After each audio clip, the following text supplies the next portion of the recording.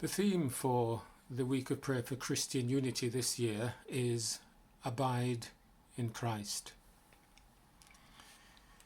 This year the World Council of Churches invited the Sisters of the Community of Grand Champ in Switzerland to produce the material for the Week of Prayer for Christian Unity.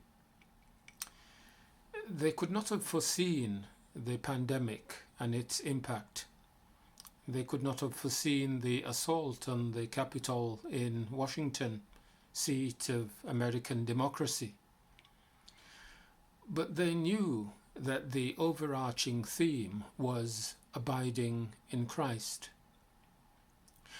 From that theme can flow reconciliation, forgiveness, healing, unity, and love. In a dark and dislocating world, we need such a message. So what does it mean to abide in Christ? There's a story told about a king. He was getting old and wanted to choose his successor before he died, because that was the tradition. The tradition worked well for many years. But just before the king died, he proclaimed that the new king would be found in the next village. But he failed to name the person who would be king. Several people who fancied their chances moved to the next village. They moved there immediately. By the time the next king was found, there were so many others claiming that the kingship should be passed to them instead that there was chaos. One of the pretenders was a relative of the king. He felt that he had been overlooked in the past. He now saw his chances, which he believed was a God-given right. The king had many angry followers whose anger boiled over when someone else was named as the true king. They felt that the kingship had been stolen from them, so they tried to take the position by force. The king's palace was breached, even though there were guards at the gates and inside the palace as well. Important papers were thrown around, some important artifacts were stolen, and statues damaged. Disorder and chaos descended on the palace. There was uncertainty and unrest. The situation was very tense. The king's supporters retaliated to retrieve what was taken. The king was injured in the process. But in spite of his injuries, the king, who was very humble and gracious, said, "If we are to live peacefully, we must abide in love. We must look to the light. We must be relational people."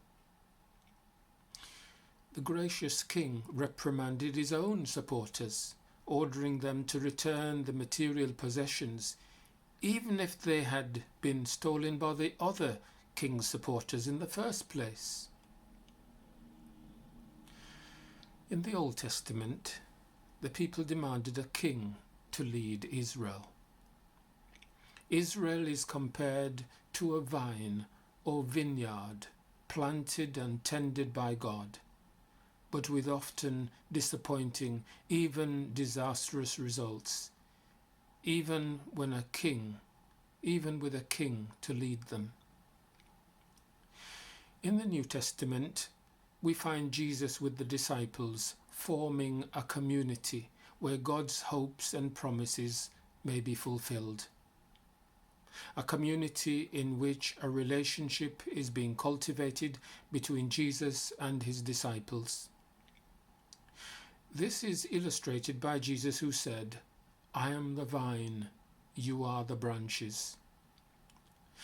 Branches only live if they draw life from the tree of which they are part.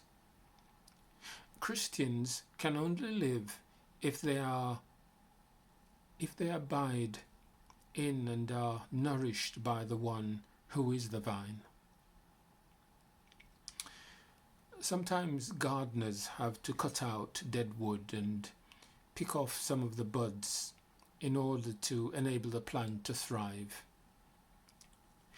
If we are to remain fruitful, there has to be pain and a cost. Abiding in Christ is not a cozy comfort session for the self-centered. It is a vigorous, outward-looking and missionary enterprise. But we are branches, so we are part of the life of God. Jesus died to make it so.